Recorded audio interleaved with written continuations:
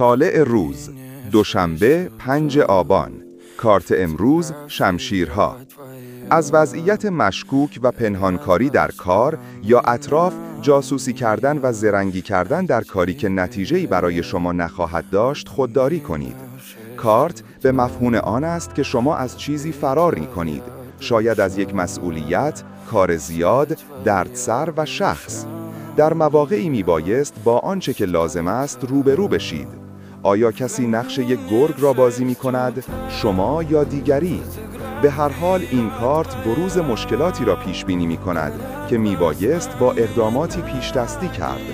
در صورتی که با وضعیت بحرانی یا دشمنان و اشخاص مشکل ساز سر و کار دارید و در عین حال خواهان پیروزی و دفاع از حقوق خود هستید، میبایست با مبادرت راه حلی بیابید که خارج از انتظار و ترتیب همیشگی باشد.